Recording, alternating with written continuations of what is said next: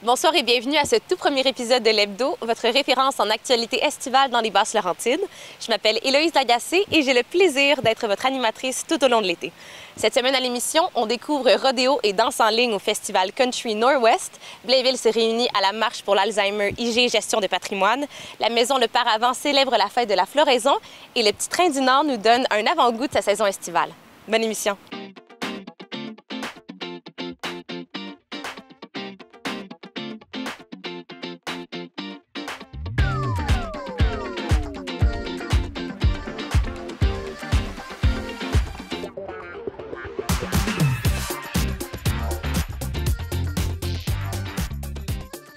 Les 23 et 24 mai dernier, le complexe Icar à Mirabel a accueilli la deuxième édition du festival Country Nord-Ouest. Malgré la pluie du samedi, la foule était de la partie pour profiter de la compétition de rodéo, de la danse en ligne, du taureau mécanique, des nombreux kiosques et de prestations musicales, incluant celle du gagnant d'American Idol en 2021, Chase Beckham.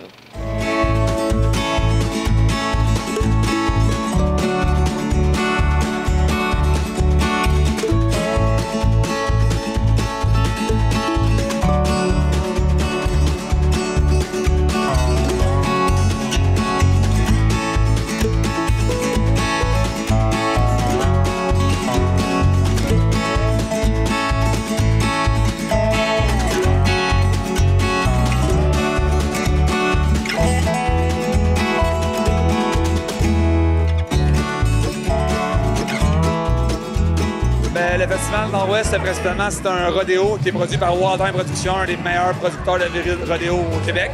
À ça joint un spectacle de musique sur 2 soirs. Donc ce soir, notre invité principal, c'est Chase Beckham, un artiste qui a gagné American Idol. C'est pas intéressant. Puis on greffe à ça de la danse en ligne, food court, plein d'exposants. C'est vraiment un rassemblement pour célébrer le country et le western. On m'a mentionné justement le fait qu'on avait laissé tomber les jeux gonflables, le côté un peu plus comme familial, enfant. Est-ce que c'est ça qu'on misait plus, une expérience pour adultes? Bien, l'année passée, on s'est rendu compte qu'il y avait un petit clash des fois entre les gens qui viennent aussi célébrer le week-end et tout ça. Donc, on a décidé d'orienter tout le tir vers son 36 sur ces gens-là. Mais à Icar, au complexe, on a d'autres événements pour les enfants, donc les familles peuvent y trouver leur compte quand même. À part ça, c'est quoi qui marque la deuxième édition? Qu'est-ce quelque chose d'unique? Bien, écoutez, on a commencé à développer notre arène de rodéo, plus de places assises, une meilleure expérience avec des conteneurs qu'on va continuer à faire dans le futur. Donc, je vous dirais l'amélioration de l'expérience rodéo, mais on a encore du travail à faire pour le futur. Et puis, de quoi a l'air l'engouement? Je pense que j'avais vu que c'était sold out. Est-ce que ça a l'air de ça, une fin de semaine sold out pour le Nord-Ouest? Mais c'est sold out pour les rodéos ce week-end, mais il nous restait énormément de place pour plein de festivaliers. Mais c'est sûr que la pluie mais on a plusieurs milliers de spectateurs quand même aujourd'hui sur le site. C'est vraiment impressionnant de voir ces gens-là se déplacer malgré la température qui est vraiment moins que favorable.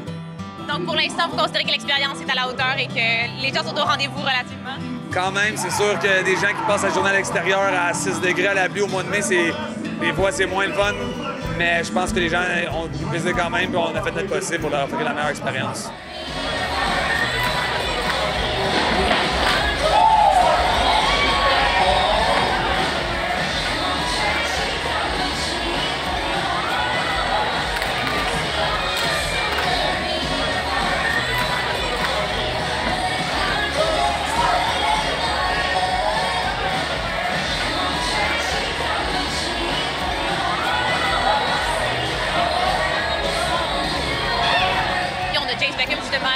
Qui amène un petit côté américain. Est-ce que vous considérez qu'il y a des gens internationaux qui ont pu être intéressés à venir à cause de ce genre de personnalité-là? Bien, je pense que c'est vraiment plutôt des gens locaux qui viennent, puis les gens de la Rive-Nord de Montréal, qui veulent vivre l'expérience country. Puis il nous reste plein de gens dans le coin à toucher, fait qu'on continue à miser là-dessus. Mettons, à quoi on peut s'attendre pour les prochaines années, les améliorations ou les choses que vous voulez ajouter? Bien, nous, c'est sûr que dans le futur, on aimerait ça grossir l'aspect rodéo, dans le fond, agrandir l'arène, parce qu'on va en faire plus de discipline dans l'arène, donc ça serait là-dessus qu'on miserait.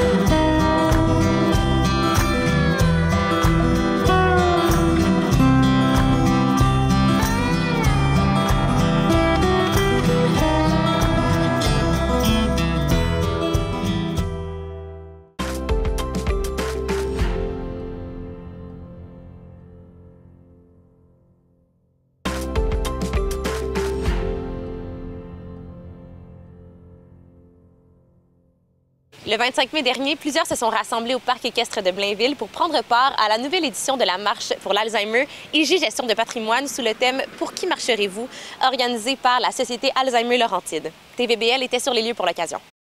La marche Alzheimer, c'est notre principale activité d'autofinancement. Donc, c'est un événement qui est super important. On a mis tous nos chapelets hier sur la corde à linge pour être sûr d'avoir du beau temps aujourd'hui. Puis tant mieux, c'est ce qu'on a. Donc, les gens vont venir en grand nombre. À chaque année, on doit amasser plus de 100 000 $ là, pour pouvoir continuer à offrir des services de qualité. Ici, à Blainville, l'année passée, il y a eu énormément de gens et d'année en année, ça grossit. Donc, on est très content de ça. On en a une aussi à Saint-Sauveur. Ça fonctionne énormément aussi. Les gens sont de plus en plus au courant qu'on existe. Et par la promotion qu'on fait dans différentes activités, les kiosques, tout ça, on se fait connaître. On a des équipes, quand on fait une marche pour les prochaines années, ceux qui seraient intéressés, on a des équipes que les aidants et les proches peuvent former pour amasser des dons. Alors, c'est un beau challenge pour eux aussi. J'espère que les gens vont en reparler aussi pour qu'on en ait davantage l'année d'après et que ça continue comme ça pendant plusieurs années. Ça fait 19 ans qu'on fait la marche Alzheimer. Donc, l'année prochaine, notre 20e année, c'est pas rien. Les proches aidants, ce qu'ils ont besoin, dans le fond, c'est du répit. Alors, ce qu'on essaie de faire avec cet argent, c'est de trouver encore plus de financement et de partenaires pour pouvoir offrir davantage de répit aux gens. On a différents services. On a des services de répit, ce qui est le plus demandé et dont on a le moins de subventions. Donc, c'est les proches aidants qui ont besoin, justement, qu'une accompagnatrice puisse venir faire de la stimulation cognitive à la maison pour que la personne qui a besoin de répit puisse aller faire ses activités, ses courses, ses rendez-vous médicaux. Alors, c'est très important pour nous. On en a d'autres. On offre de la formation aussi. Je donne des ateliers. On a des groupes de soutien dans chacune des régions.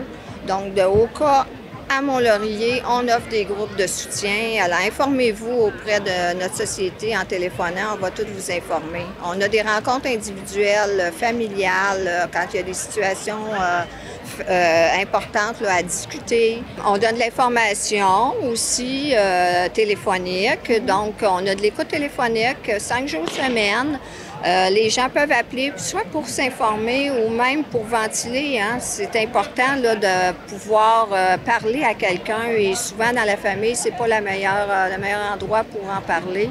Pour le grand public, on a des conférences aussi qu'on offre dans différentes régions lorsqu'on a notre mois de sensibilisation là, pour l'Alzheimer au mois de janvier. Alors, les gens peuvent s'informer auprès de nous ou même sur notre site Internet en janvier. On a aussi des kiosques, on se promène un petit peu là, parmi les régions là, pour donner de l'information. Dans la région, on a à Saint-Jérôme aussi le Salon des aînés. Pour moi, c'est sûr que c'est mes parents. J'ai eu mon père qui a eu le quart de Lewy. C'est un trouble neurocognitif qui ressemble au Parkinson. Et j'ai eu ma mère aussi par la suite qui a eu l'Alzheimer. Donc, j'ai une pensée particulière pour eux aujourd'hui. Souvent, c'est les familles qui viennent ensemble. 2 sœurs, une mère, un fils. C'est une occasion pour la famille, justement, de se soutenir, de se réunir et de rester solidaires entre eux pour passer à travers cette épreuve-là qui est assez difficile pour les proches. Cette année, on aimerait quand même avoir un objectif de 60 000, étant donné que l'année passée, on a eu 52 000. Mais j'aimerais particulièrement qu'on monte jusqu'à 75 000. Donc, si les gens nous écoutent, vous pouvez quand même continuer à donner des dons après la marche. On a jusqu'à la fin de mai pour pouvoir donner des dons pour la marche, mais par la suite, vous avez simplement à aller sur le site Internet et on a un petit carré dons. Vous cliquez sur ça et vous aurez toute l'information pour donner généreusement. En activité, on dit toujours que le cœur ne fait pas d'Alzheimer. Alors, soyez généreux aujourd'hui. dans le futur, ça pourrait être vous. Donc, j'espère que vous allez nous soutenir pour de nombreuses années encore. Cette marche était l'une des 150 qui avaient lieu les 24 et 25 mai à travers le pays, ce qui représente la plus grande collecte de fonds pour soutenir la lutte contre les troubles neurocognitifs au Canada. Pour l'instant, près de 4 millions sur les 7 millions d'objectifs ont été amassés au total.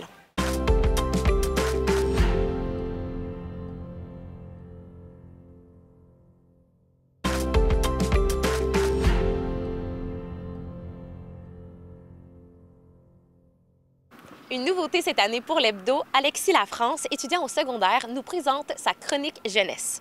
Bonne écoute! Alexis, bienvenue. Merci beaucoup de faire ça avec nous aujourd'hui. Alors, tu es là pour nous parler de ce qui intéresse les jeunes dans l'actualité. C'est bien ça? Absolument. De quoi tu nous parles aujourd'hui? Aujourd'hui, j'ai décidé de venir vous parler de la grande vente des plantes de l'Académie La Fontaine. Donc, c'est le jardin Les Fruits des Dragons. C'est un projet scolaire innovateur développé ici à l'Académie La Fontaine. Et le 22 mai dernier se tenait la grande vente de leur projet, donc les Fruits du Dragon. Et dans le hall ici à l'Académie La Fontaine, ils ont vendu plus de 300 plants lors d'une soirée organisée, une vente aux parents. Génial. De quoi ça avait de l'air, les plants qui se vendaient? Il y avait des plantes de tomates, de basilic et de poivrons qui étaient en vente lors de cette soirée-là. Et tous les plants sont cultivés dans les laboratoires de sciences juste là-bas. Vraiment? Donc de l'école, donc sous des lampes avec lumière artificielle. Et oui, les élèves s'en occupent tous les jours, les arrosent, leur donnent de l'engrais. L'an dernier, un professeur de mathématiques de l'école a créé un site Internet où est-ce que les parents peuvent faire une commande en ligne et recevoir leurs produits, soit dans le hall le soir ou dans la classe de leur enfant. Vraiment cool. Et justement, il y avait cette notion de commerce éco-responsable dans tout ça, c'est bien ça? Oui, absolument. Et en parallèle de la vente du jardin, il y avait aussi le magasin du monde Equimondo qui vendait, dans le fond, du savon, des produits de soins pour le corps, du chocolat. Tout provient de sources équitables, durables et surtout éco-responsables. Donc, ça sensibilise les élèves et en plus, ça permet aux parents d'acheter des produits bons pour la nature. Et qu'est-ce que ça représente pour les élèves de participer à ce genre de cause-là? J'ai parlé à quelques élèves et ils m'ont dit que ça leur permettait de vivre plein de belles expériences très enrichissantes pour leur future carrière. Ils apprenaient à jardiner, qu'est-ce qu'on n'apprend pas nécessairement dans toutes les familles. Mais oui, beaucoup d'apprentissage, de compétences qu'on développe, de travail d'équipe, être capable de gérer des horaires et aussi de la communication quand on faisait les ventes, la comptabilité même. Donc oui, ça touche vraiment à tout. Et on sait que le réchauffement climatique, c'est un enjeu qui est extrêmement d'actualité et qui va évidemment toucher ta génération dans le futur. Qu'est-ce que ça représente pour les élèves de pouvoir faire une différence à ce niveau-là?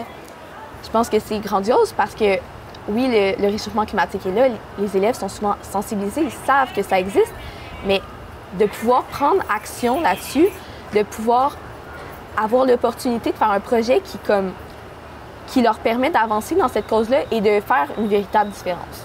Et c'est quoi le genre de geste qui peut être posé par autant la jeunesse que les élèves de l'Académie La Fontaine au niveau de ça, justement, fait que la vente de plantes, généralement, qui sont biologiques, si je ne m'abuse. Tout est biologique. Puis on a les produits éco-responsables. C'est quoi les autres gestes qui sont posés de ce genre-là? Réduction des déchets à la source. Donc oui, les jeunes, ils ont beaucoup d'opportunités, de chances de réduire leur empreinte carbone. Il suffit juste de les saisir, mais je pense que ce projet-là, c'est vraiment une belle occasion. Et est-ce qu'on en retrouve plusieurs, justement, auprès des jeunes, des élèves, ce genre d'initiative-là? Bien, je pense que tous les élèves qui sont impliqués dans ce projet-là le sont aussi dans divers projets tels que le comité UNESCO. Donc, j'ai aussi parlé à des élèves là-dessus qui sont impliqués dans le comité UNESCO qui fait tout au long de l'année des actions pour aider l'environnement au sein de notre école. Ils font des stations de tri. Et oui, ils ont tout plein de projets pour sensibiliser, mais aussi agir contre le réchauffement climatique.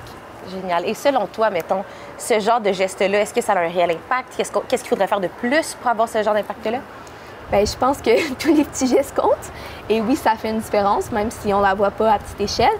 Mais à grande échelle, si tout le monde pose le même geste, ça va faire quelque chose, ça va faire une véritable différence. Mais il faudrait peut-être que les adultes aussi commencent à plus s'embarquer, et sinon les gouvernements, les dirigeants. Mais oui, que les jeunes puissent avoir quand même un impact sur leur futur, dans le fond. Je trouve ça vraiment cool. Définitivement. Bien, merci beaucoup pour ton temps, Alexis. Merci puis on se retrouve beaucoup. la semaine prochaine. À la semaine prochaine.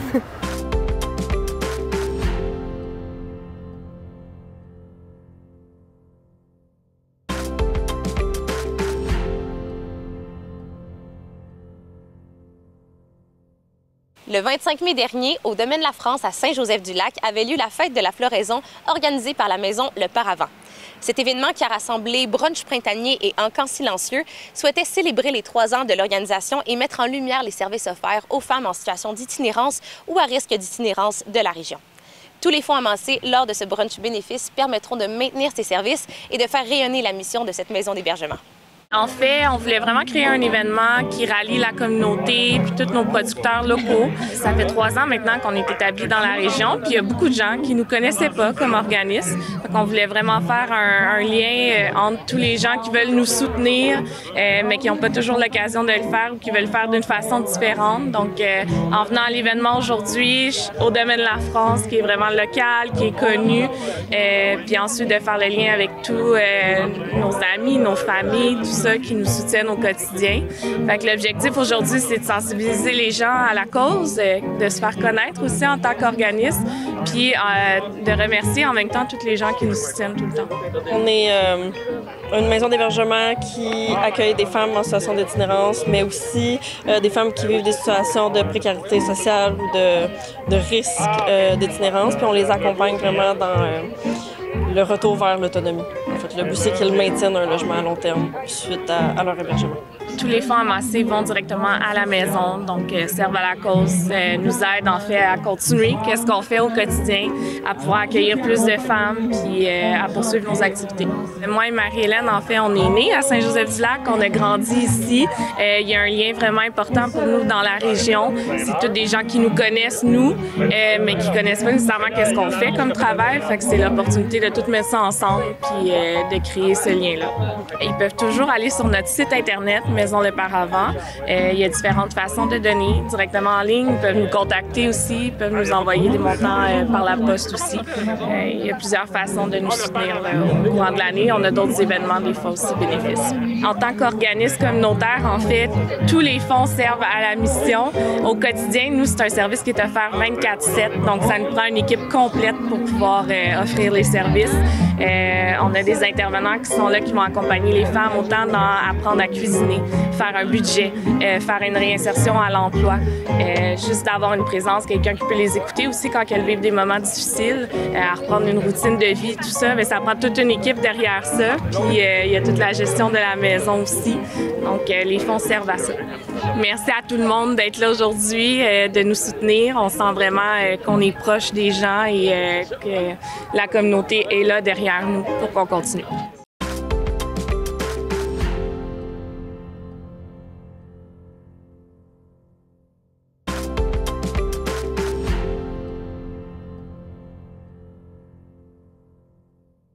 TVBL s'est rendu à la gare de Sainte-Agathe-des-Monts pour assister au lancement de la saison estivale 2025 du parc linéaire Le Petit Train du Nord, cette piste multifonctionnelle de 234 km dans les Laurentides.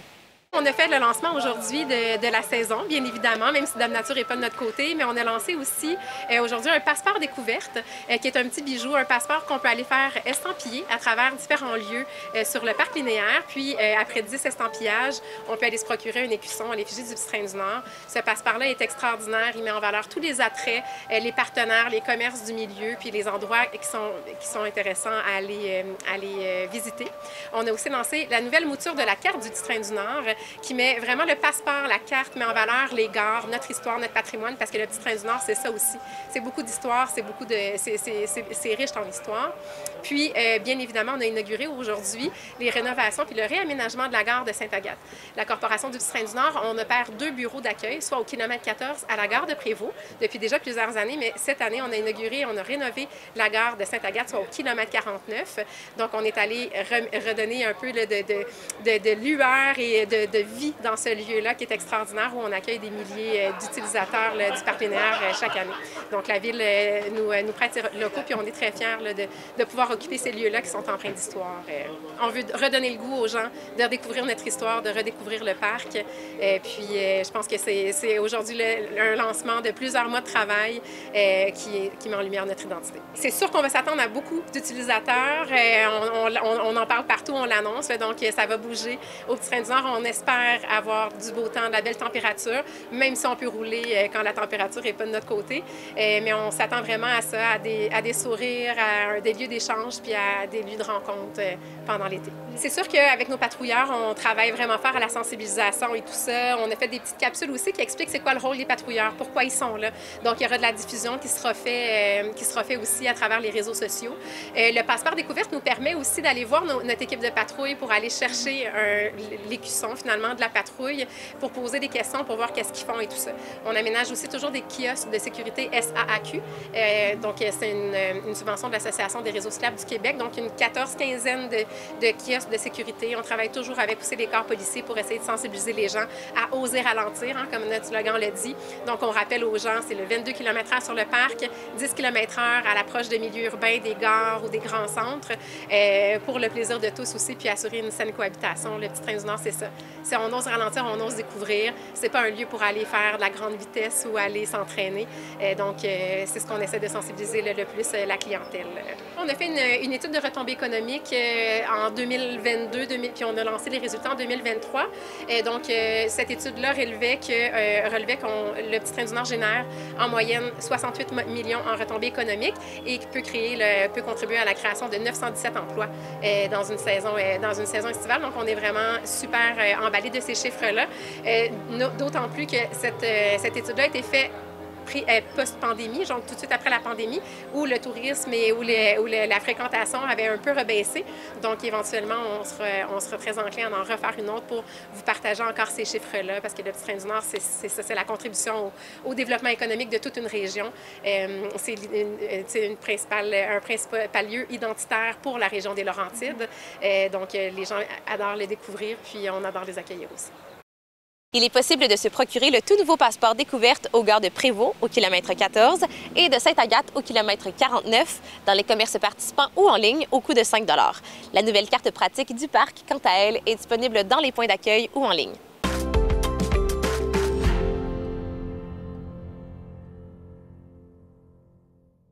Et voilà, c'est ce qui conclut ce tout premier épisode de l'Hebdo de la saison. Merci d'avoir été des nôtres. Pour rester connecté à l'actualité estivale dans la région, ne manquez surtout pas le prochain épisode du 4 juin prochain. À la semaine prochaine!